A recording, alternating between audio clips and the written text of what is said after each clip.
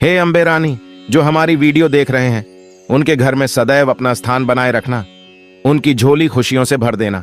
जय माता दी। दोस्तों, 2023 में इस बार मां दुर्गा हाथी पर सवार होकर पृथ्वी लोक पर पधार चुकी हैं। शास्त्रों में वर्णित है कि तथा मान्यताओं के अनुसार अगर शारदीय नवरात्रि पर यदि माता दुर्गा का आगमन उनके वाहन सिंह पर नहीं बल्कि हाथी पर होगा तो मान्यता है कि माता दुर्गा का हाथी पर सवार होकर आना बहुत ही शुभ और कल्याणकारी माना जाता है। जीवन सुखमय हो जाता है, भक्ति का भरपूर लाभ भक्त जनों को मिलता है, दिल में सुकून मिलता है, माता वैष्णो भरपूर आशीर्वाद देती हैं। दोस्तों, इस बार नवरात्रि पूरे 9 दिनों तक चलेगी, यानी 9 दिनों तक नवरात्रि का पर्व मनाया जाएगा। न एक भी दिन कम न एक भी दिन ज्यादा, पूरे 9 दिनों तक चलेगी। माता वैष्णो की पूजा, मां शेरावाली की विशेष रूप से पूजा आराधना की जाएगी। दोस्तों, चलिए अब जानते हैं नवरात्रि में कौन कौन सी सब्जी नहीं खाना चाहिए और कौन कौन सी सब्जी खाना चाहिए और कौन सा फल खाने से व्रत टूट जाता है। आइए जानते हैं नवरात्रि में क्या खाएं और क्या नहीं खाएं और क्या पीना चाहिए और कौन सा फल खाना विशेष और शुभकारी माना गया है। आज हम आपको विस्तार से बताएंगे, लेकिन आगे बढ़ने से पहले कमेंट बॉक्स में अपनी राशि जरूर डाल दीजिएगा। यदि हमारे पास आपकी राशि के अनुसार कोई उपाय होगा तो वह आकर हम आपके कमेंट के रिप्लाई में बता देंगे, ताकि आपको राशि के अनुसार फल प्राप्त हो। राशि के अनुसार किया गया कार्य बहुत ही शुभ माना जाता है। मैया वैष्णो रानी बहुत प्रसन्न होती है। कमेंट में लिखें, माता रानी आपका स्वागत है, हमारे घर में जय माता रानी। 1 लाइक जरूर करें, वैष्णो रानी के लिए 1 लाइक तो बनता है। दोस्तों, शास्त्रों के अनुसार बताए गए व्रत चाहे किसी भी प्रकार के क्यों ना हो, उनसे जुड़े पालनों का नियम करना अति आवश्यक माना जाता है, क्योंकि जो मन के मुताबिक किया जाए वह संघर्ष नहीं कहलाता। कहा जाता है कि मनोकामना को पूर्ण करने के लिए थोड़ा सा संघर्ष यानी कि तपस्या तो करनी ही पड़ती है।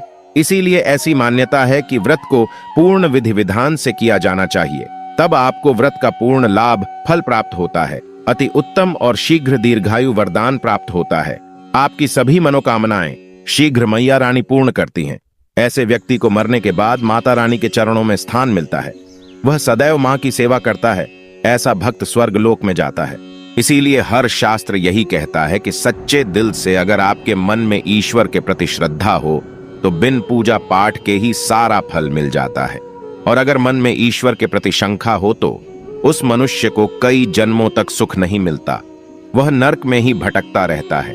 भागवत गीता में भगवान श्री कृष्ण ने स्वयं कहा था, जो मनुष्य सच्चे हृदय से ईश्वर को पुकारता है तो उसका नाता उस शक्ति से जुड़ जाता है जिसे आपने सच्चे हृदय से पुकारा था। इसलिए भगवान भी कहते हैं कि सच्चे हृदय से ही ईश्वर को पुकारो तो वह आपकी हर मनोकामनाओं को पूर्ण करते हैं। दोस्तों, कई लोग ऐसे हैं जो भगवान के सामने घंटों पूजा पाठ करते हैं तथा रोते हैं, फिर भी भगवान उनकी कभी नहीं सुनता। दरअसल जब आप सच्चे मन से ईश्वर को पुकारते ही नहीं है तो भला वो आपकी पुकार कैसे सुनेंगे। दोस्तों, ये तो थी वो बातें जो भक्त और भगवान के बीच की हैं। अब हम जानते हैं नवरात्रों के दौरान क्या नहीं खाना चाहिए और क्या नहीं पीना चाहिए और कौन सा फल खाने से व्रत संपूर्ण और सफल हो जाता है। दोस्तों, हमारे चैनल को सब्सक्राइब जरूर करें और इस बेल आइकन को दबाना ना भूलें। तो आइए शुरू करते हैं। दोस्तों, चाहे मर जाना भूल कर भी नवरात्रि के दिनों में पानी पूरी कभी मत खाना, क्योंकि इस दिन कभी कभी बीच में शुक्रवार पड़ जाता है और शुक्रवार को मां संतोषी का बार कहा जाता है। माता संतोषी खट्टी चीज खाने वाले व्यक्ति से हमेशा क्रोधित रहती है, नाराज रहती है, क्योंकि नवरात्रों में माता संतोषी जागृत अवस्था में हो जाती है। माता संतोषी की शक्ति नवरात्रों में कई करोड़ गुना बढ़ जाती है। नवरात्रों में जब शुक्रवार पड़ जाए तो इमली नहीं खाना चाहिए। माता संतोषी रुष्ट हो सकती हैं, आपको दंड दे सकती हैं। नींबू नहीं खाना चाहिए। वैसे तो नवरात्रि के व्रत में नींबू खा लेना चाहिए, पर अगर शुक्रवार हो तो माता संतोषी के क्रोध से बचने के लिए नींबू नहीं खाना है। इस दिन नींबू का त्याग करना चाहिए। दोस्तों, पानी पूरी क्यों नहीं खाना चाहिए? क्योंकि उसमें लहसुन प्याज होता है और खट्टा भी होता है, जो व्रत को भंग कर सकता है, पाप लग सकता है। ध्यान पूर्वक अगर आप शुक्रवार को खट्टा नहीं खाते हैं तो माता संतोषी आपको धन धान्य से माला माल कर देती हैं, आपके घर में अपना वास बना लेती है। बस शुक्रवार के दिन नवरात्रों के दिनों में इस चीज का त्याग करना चाहिए, पालन करना चाहिए। नवरात्रों में लहसुन प्याज और खट्टा, फिर चाहे आपने व्रत भी नहीं रखा है फिर भी आपको शुक्रवार के दिन या अन्य दिनों में लहसुन प्याज नहीं खाना चाहिए। लेकिन हाँ, पानी पूरी आप खा सकते हैं। वो भी जब नवरात्रि समाप्त हो जाएं। दोस्तों, नवरात्रि के दिन सेब जरूर खाना चाहिए। शास्त्रों में बताया जाता है कि भगवान के भोग में सेब आदि जरूर अर्पित किया जाता है। अगर आपका व्रत है तो आपको सेब जरूर खाना चाहिए। केला, पपीता, तरबूज और मीठे अंगूर जरूर खाना चाहिए। इन फलों से व्रतधारी को शक्ति मिलती है और व्रत संपूर्ण हो जाता है। शास्त्रों में बताया जाता है कि नवरात्रों के दिनों में सीताफल जरूर खाना चाहिए। सीताफल खाने से 20 ऐसी बीमारियां हैं जो खत्म हो जाती हैं, माना जाता है। नवरात्रों के दिनों में सीताफल का घर में प्रवेश होना बड़ा ही शुभ माना गया है। सीताफल खाने से नवरात्रि का व्रत सफल हो जाता है, क्योंकि इसमें माता सीता का आशीर्वाद मिला हुआ होता है। माना जाता है भगवान राम के वनवास के दौर में माता सीता ने यही फल खाया था। नवरात्रि के दौरान इसे जो भी खाता है उसे दुखों का सामना नहीं करना पड़ता। सीताफल आपको जरूर खाना चाहिए। माता सीता प्रसन्न होती हैं और आशीर्वाद देती हैं। लेकिन क्या आप जानते हैं कुछ ऐसी वस्तुएं हैं जिन्हें नवरात्रि के दौरान भूलकर भी माता रानी को अर्पित नहीं करना चाहिए। अगर इन वस्तुओं को आप गलती से भी माता रानी को अर्पित कर देते हैं तो आपको व्रत और पूजन का पूर्ण लाभ नहीं होगा। इसीलिए माता रानी की कृपा प्राप्त करने के लिए आपको ये जानना अति आवश्यक है कि वो कौन सी ऐसी वस्तुएं हैं जो माता रानी के पूजन में भूलकर भी इस्तेमाल नहीं करना चाहिए। तो आइए माँ का जयकारा लगाते हुए वीडियो को शुरू करते हैं। दोस्तों, नंबर 1, नवरात्रि के दौरान शादीशुदा महिलाओं को सफेद कपड़े पहनकर पूजा पाठ नहीं करना चाहिए। साथ ही साथ काले कपड़े भी नहीं पहनना चाहिए। इससे पूजा व्रत आदि खंडित हो जाती है। माता की चौकी जब आप लगाएं तो उसके नीचे कागज नहीं लगाना चाहिए। माता की चौकी हमेशा लाल कपड़ा बिछाकर ही बनाना चाहिए।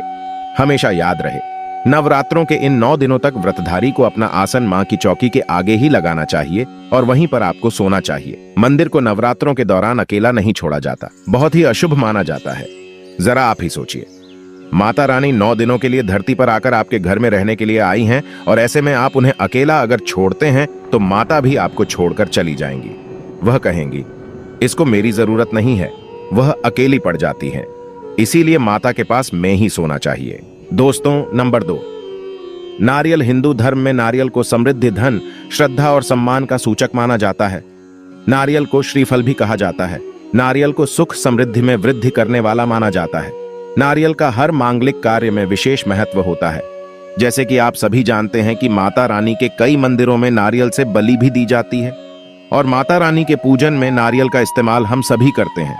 खासकर कलश की स्थापना नारियल रखकर ही की जाती है। माता रानी की पूजन में हम नारियल इस्तेमाल करते समय कुछ गलतियां कर बैठते हैं। दोस्तों, नारियल कई प्रकार के होते हैं, एक हरा, दूसरा सूखा, जिसके अंदर पानी होता है। जिस नारियल के अंदर पानी होता है, माता रानी के पूजन में सदैव पानी वाला और जटा वाला नारियल ही इस्तेमाल करें। नारियल का पूर्ण होना चाहिए। नारियल चटका हुआ या टूटा हुआ नहीं होना चाहिए, क्योंकि साबुत नारियल ही पूर्ण और पवित्रता का प्रतीक होता है। साबुत नारियल ही सुख समृद्धि का प्रतीक होता है। साबुत नारियल को ही श्रीफल यानी कि मां लक्ष्मी का फल कहा जाता है। नवरात्रि में माता रानी के कलश की स्थापना करते समय जटा वाला यानी पानी वाला नारियल ही कलश पर स्थापित करना चाहिए। साथ ही यह ध्यान रखना चाहिए कि नारियल को सदैव कलश के ऊपर लेटाकर रखना चाहिए। घट स्थापना करते समय कभी भी नारियल को खड़ा करके नहीं रखा जाता। नारियल को सदैव लेटाकर कलश के ऊपर रखा जाता है। साथ ही नारियल को स्थापित करने से पहले आप नारियल को लाल कपड़े में लपेटकर उस पर और फिर लाल चुनरी उड़ाकर आप नारियल को कलश के ऊपर स्थापित करें। शास्त्रों के अनुसार कलश के ऊपर जब सही तरीके से नारियल रखा जाता है और सही प्रकार का नारियल रखा जाता है, तभी ही व्रत और पूजन का पूर्ण फल प्राप्त होता है। यह भी ध्यान रहे कि महिलाएं माता रानी को नारियल अर्पित तो कर सकती हैं, लेकिन कभी भी माता रानी के सामने नारियल को भूलकर भी ना तोड़े, क्योंकि नारियल बीज रूप होता है और स्त्रियां बीज रूप से ही शिशु को जन्म देती है। इसीलिए कभी भी महिलाओं को नारियल नहीं तोड़ना चाहिए। दोस्तों, नंबर 3, लौंग। लौंग हम सभी माता रानी के पूजन में इस्तेमाल करते हैं, लेकिन लौंग का इस्तेमाल करते समय एक बहुत बड़ी गलती कर बैठते हैं। हमेशा ध्यान रखना चाहिए कि माता रानी को सदैव फूल वाली लौंग ही अर्पित करना चाहिए। जिस लौंग के ऊपर फूल नहीं होता या फिर जिस लौंग के पीछे लकड़ी की डंडी नहीं होती, उसको आप माता रानी के पूजन में भूलकर भी इस्तेमाल ना करें। फूल वाले लौंगों को ही पूर्ण माना जाता है और माता रानी की पूजन में कोई भी अपूर्ण वस्तु, कोई भी खराब वस्तु या टूटे हुए अक्षत इस्तेमाल नहीं करना चाहिए। इसीलिए सदैव माता रानी की पूजन में फूल वाली लौंग का ही इस्तेमाल करें। दोस्तों, नंबर 4, तुलसी के पत्ते अर्पित नहीं करने चाहिए। मां दुर्गा के पूजन में तुलसी पत्र का इस्तेमाल करना वर्जित माना जाता है। तुलसी पत्र के अलावा आंवला भी माता रानी को अर्पित नहीं करना चाहिए और दुर्बा भी माता रानी को अर्पित नहीं करना चाहिए। दुर्बा भगवान श्री गणेश को अति प्रिय है। नवरात्रि में आप भगवान गणेश को दुर्बा अर्पित कर सकते हैं। भगवान विष्णु जी को तुलसी के पत्ते अवश्य अर्पित कर सकते हैं, लेकिन माता रानी को भूल कर भी तुलसी के पत्ते या दुर्बा अर्पित ना करें। माता रानी को सफेद फूल भी अर्पित ना करें। माता रानी को सदैव लाल रंग के फूल अर्पित करने चाहिए। लाल रंग के फूल माता रानी को अति प्रिय है। खासकर माता को गुड़हल और कमल के फूल अति प्रिय हैं। शास्त्रों में बताया जाता है कि घर में माता रानी की 2 या 3 मूर्तियां या फोटो नहीं होने चाहिए। इस बात का भी आप विशेष ध्यान रखें कि माता रानी के पूजन में कोई भी खंडित चीज इस्तेमाल ना करें, जैसे कि चटका हुआ या टूटा हुआ दीपक या फिर चटका हुआ कोई बर्तन। साथ ही ये भी ध्यान रहे कि लोहे की और प्लास्टिक के बर्तन आप माता रानी के पूजन में इस्तेमाल ना करें, क्योंकि प्लास्टिक के चाइनीज बर्तन हड्डियों के पाउडर से मिलकर बनते हैं। ऐसा ना करें। ऐसे बर्तनों को माता रानी के पूजन से सदैव दूर रखें। माता रानी को जो पुष्प अर्पित कर रहे हैं उन्हें सूंघे नहीं सूंघे हुए फूल या गिरे हुए फूल या फिर मुरझाए हुए फूल माता को अर्पित ना करें।